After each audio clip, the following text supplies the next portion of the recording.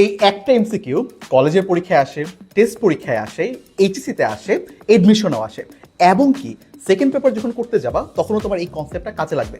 তাই এই এমসিকিউটা না পারলে একদমই হবে না। চলো দেখি কিভাবে করব। তোমাকে একটা বৃত্তের সমীকরণ দেওয়া আছে এবং এই বৃত্তের উপরে তোমাকে একটা বিন্দু দেওয়া আছে যেটা কিনা 1,-1 বিন্দু। এই বিন্দু দিয়ে একটা স্পর্শক যাচ্ছে, আমার এই স্পর্শকের সমীকরণ নির্ণয় করতে হবে। কোনো ব্যাপারই না, খুবই ইজি একটা ম্যাথ। আমরা কি করব, আমরা এই যে বৃত্তটা রয়েছে, বৃত্তের সমীকরণে এক্স স্কোয়ার রয়েছে, এই এক্স স্কোয়ারের পরিবর্তে আমরা বসাবো এক্স ইন্টু এক্স ওয়ান। এখন এই এক্স ওয়ানটা কি, এক্স ওয়ান আর ওয়াই ওয়ান হচ্ছে এই বিন্দুর মানটা, তার মানে আমার এই কোশ্চেনের জন্য সেটা কত হবে 1,-1, তার মানে এক্স ওয়ান মানে 1, ওয়াই ওয়ান মানে -1।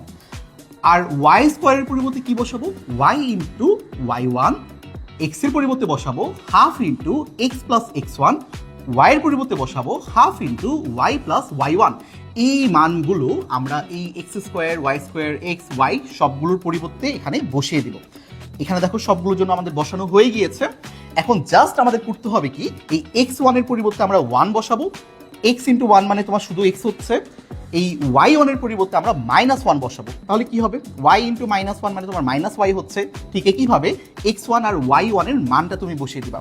মানটা বসানোর পরে তুমি জাস্ট ক্যালকুলেশন করলেই দেখতে পারবা তুমি একটা সরল রেখার সমীকরণ পেয়ে যাচ্ছ, যেটাই কিনা স্পর্শকের সমীকরণ। এখানে একটা জিনিস তোমার বুঝতে হবে, এখানে দ্বিঘাতী একটা সমীকরণ, তার মানে এটা একটা বক্র রেখার সমীকরণ যেটা কিনা আসলে বৃত্ত, কিন্তু একটা স্পর্শক, এই স্পর্শক কিন্তু তোমার একটা সরল রেখা, তার মানে এখানে তোমার চলকের পাওয়ার হইতে হবে 1।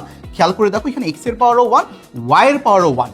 তো এই টাইপের ম্যাথগুলো যদি তোমার আসে, এই ফরম্যাটটা মনে রাখবা, জাস্ট আমরা মানটা বসাই দিব, আমাদের একদমই অ্যান্সার বের হয়ে যাবে। তুমি এই প্রবলেমটা আসলে বুঝতে পেরেছো কিনা, এবং তোমার প্র্যাকটিসের জন্য কমেন্টে একটা প্রবলেম দিয়ে রাখছি, এটা সলভ করে কমেন্টে অবশ্যই অ্যান্সার দাও। আর এই হ্যাকটা মনে রাখার জন্য ভিডিওটা অবশ্যই সেভ করে রাখবা।